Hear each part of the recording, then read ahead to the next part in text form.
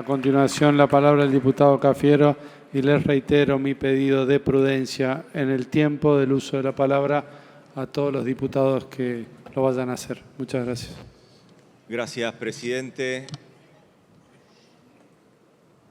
Es un homenaje muy sentido, es un homenaje donde cada diputado y cada diputada en el uso de la palabra fue quedándose con algo, con lo que le representó Francisco, con alguna anécdota en el caso de Valdés o de quienes tuvieron contacto con él. También no solo de vivencias personales, sino también de enseñanzas y de legados. Y hoy esa ausencia pesa, es una ausencia dolorosa. La siente cada uno de los que estamos aquí, pero también y sobre todo la sienten los que no tienen voz, porque si hay algo que fue Francisco, fue la voz más potente de los que no tienen voz. Fue esa palabra justa y convincente cuando el resto callaba. Fue siempre esa valentía que no especulaba cuando todos especulaban. Yo tuve la enorme posibilidad y enorme gracia de conocerlo en el 2014. Lo visité en ese momento, él llevaba muy poco tiempo de papado, estaba prácticamente recién llegado. Después de todos los protocolos que uno tiene que cumplir para llegar hasta esa oficina, encontré en esa oficina, en la oficina del Papa, a un cura argentino, a un cura de barrio. El Papa Francisco, Jorge, el padre Jorge, era un cura de barrio. Estaba preocupado por los temas cotidianos. Por supuesto que, como se comentó aquí, tomó grandes banderas de la discusión universal, las cuestiones migratorias.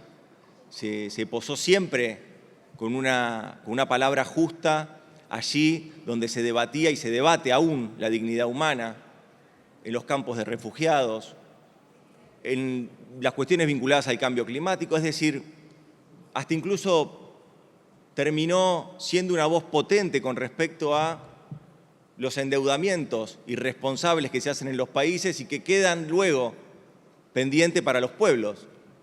Francisco fue todo eso y mucho más, muchas de las cosas que dijimos acá y mucho más. Con el tiempo, desde ese 2014 en adelante, tuve la enorme posibilidad de construir vía mails, carta, algún que otro encuentro, una relación. En mi paso por la Cancillería me permitió también conversar con él temas muy puntuales vinculados a cuestiones, por supuesto, de nuestro país, pero que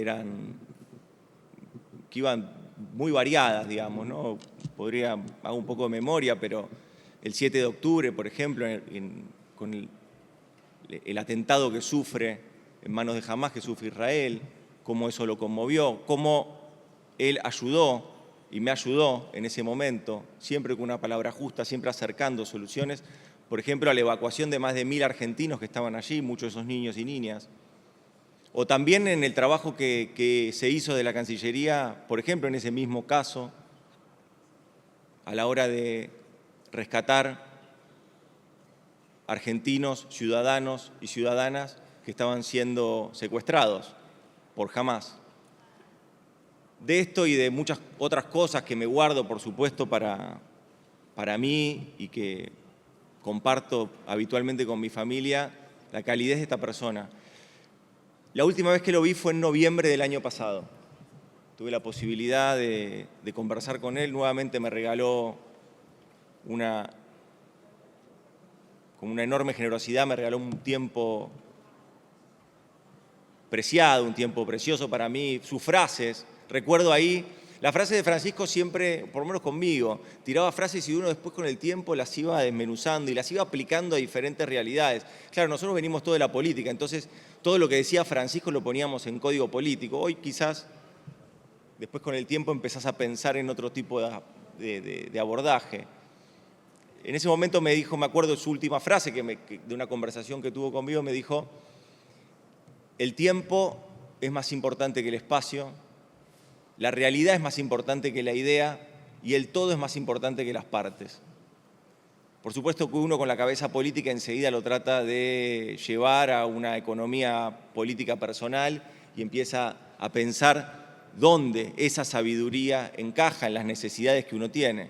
Pero creo que es una frase que él la decía para toda la Argentina y no para una situación particular, de una urgencia particular, del particular.